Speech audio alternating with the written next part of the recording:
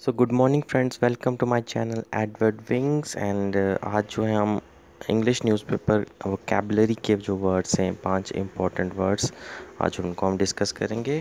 तो आइए स्टार्ट करते हैं वीडियो। तो पहला वर्ड जो है आज का वो है अटर। अटरली बटरली ब्रेक भी आती होती है, उसी की रिलेटेड एक वर्ड है अटर। मजाक कर रहा हूँ। अटर अटर वर्ड जो है, अटर वर्ड का मतलब होता है बोलना, कुछ भी बोलना।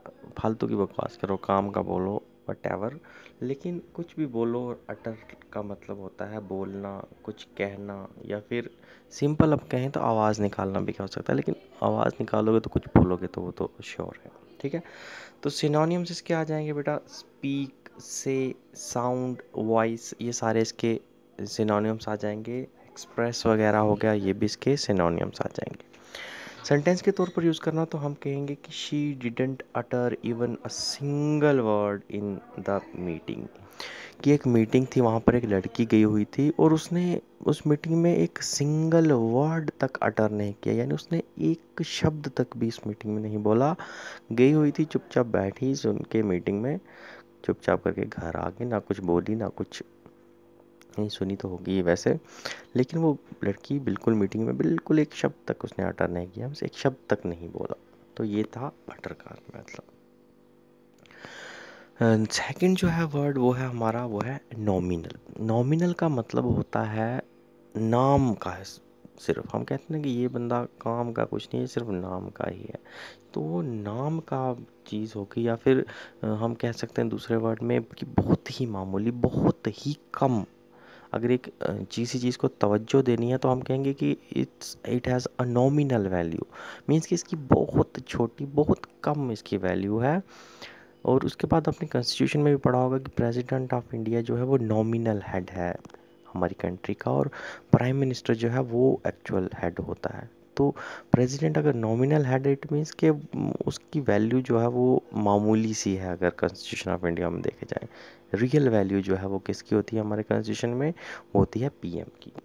तो नॉमिनल का मतलब आ जाता है बेटा नाम मात्र का, यानी सिर्फ नाम की जो चीज़ हो, या फिर बहुत कम, या फिर बहुत मामूली। ठीक है, सिनोनिम्स की बात करें तो सिनोनिम्स आ जाएंगे टोकन, मिनिमल, ट्राइबल और सिंबॉलिक। ठीक है, सेंटेंस के तौर पर यूज़ करना तो हम कहेंगे कि we are friend so he charges me a nominal rent for inviting इन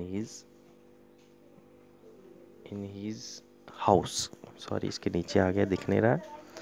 तो इसका मतलब है कि एक दो दोस्त थे, एक दोस्त उसके घर रेंट पर उसने रूम लिया किसी अपने दूसरे दोस्त के घर पे। तो क्योंकि वो उसके एक दूसरे के दोस्त थे, तो उसने उससे जो किराया लिया वो बहुत ही नॉमिनल था, यानी बहुत मामूली किराया, बहुत कम किराया उसने लिया। क्यों? क्योंकि वो दोस्त थे। ठीक है, तो नॉमिनल का मतलब हो जाता है बहुत कम, छोटा सा, या फिर नाम मात्र का। नाम मात्र का हम कहेंगे तो वो है जैसे president of India as a nominal head, यानी नाम का ही हेड है वो, उसके पास रियल वैल्यूज जो है वो एग्जिस्ट नहीं करती।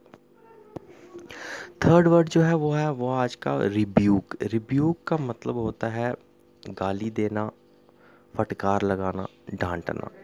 और बेटा याद रखिएगा कि इंग्लिश का जो एक वर्ड है उसका हम सिर्फ कहेंगे कि एक ही मीनिंग होगा, ऐसी बात नहीं है।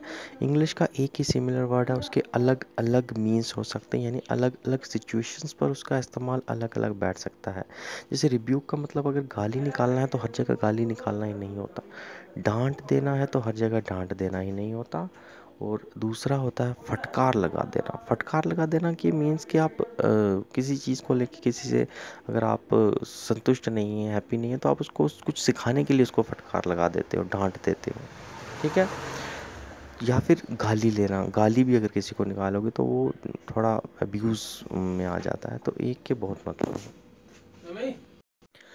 तो सिनोनिम्स हो जाएंगे, इसके सिनोनिम्स हो जाते हैं स्कॉल्ड या फिर एडमोनिश। एडमोनिश और स्कॉल्ड दोनों का मतलब होता है गाली निकालना या फिर फटकार लगा देना, डांट देना। ठीक है, तो अगर सेंटेंस यूज़ करना हो तो सेंटेंस हम कहेंगे कि my boss rebuke me for being late. ठीक है, कि मैं लेट आया ऑफिस में, तो उसके लिए मेरे जो अपना बॉस है उसने मुझे रिब्यूक किया, उसने यानी यहाँ पर गाली निकालना हम नहीं कह सकते, क्योंकि बिजनेस लैंग्वेज है, जेंटलमैन्स का प्रोफेशन है, तो यहाँ पर गाली नहीं यूज़ होगा। यहाँ पर हम कहेंगे कि उसने हमें डांट दिया या फिर उसने हमें फटकार लगा दी, ठीक है। तो अलग सिचुएशंस में अलग अलग यूज़ जो है एक वर्ड का वो हो सकता है, ठीक है। तो नेक्स्ट चौथा वर्ड है वो है एवेन्यू, ठीक है। एवेन्यू है, रेवेन्यू वर्ड अलग होता है, रेवेन्यू हो गया पैसा वगैरह आना, यहाँ है एवेन्यू। एवेन्यू का मतलब होता है रास्ता, ठीक है। रास्ता आ गया, पथ प्रदर्शित करना एक डायलॉग था मूवी में, तो वो भी कह सकते हैं। एवेन्यू मीन्स पथ प्रदर्शित करना, किसी को रास्ता दिखाना भी कह सकते हैं हम, लेकिन सिंपल वर्ड में देखें तो एवेन्यू का मतलब होता है रास्ता। सिनोनिम्स हो गए इसके लाइन, पाथ, रोड, वे, स्ट्रीट, ठीक है, ये सारे इसके। तो सेंटेंस के तौर पर देखें तो an avenue to success is shown by our teachers, ठीक है, कि जो कामयाबी की तरफ रास्ता होता है, कामयाबी की तरफ जो एवेन्यू है, वो हमें कौन दिखाता है, वो हमें हमारे टीचर्स दिखाते हैं, ठीक है, अच्छा वर्ड है। तो पांचवा और आखिरी वर्ड जो है आज का वो है ओनस, ठीक है। बोनस से कंफ्यूज मत होइएगा, ओ से शुरू हो रहा है, ओनस वर्ड है, ठीक है। ओनस का मतलब होता है जिम्मेदारी, दायित्व, बोझ, ठीक है। बोझ पॉजिटिव वर्ड में लीजिएगा, वो बोझ मत सुनिएगा किसी ने उठा दिया आपके कंधे पर कोई सामान, लेकिन कोई जिम्मेदारी आपके ऊपर आ जाना, बोझ फील करोगे आप उसका कि ये मुझे करनी ही करनी है, ठीक है। तो उसका मतलब होता है ऑनस, ठीक है। सिंपल वर्ड में हम कहेंगे वही जिम्मेदारी।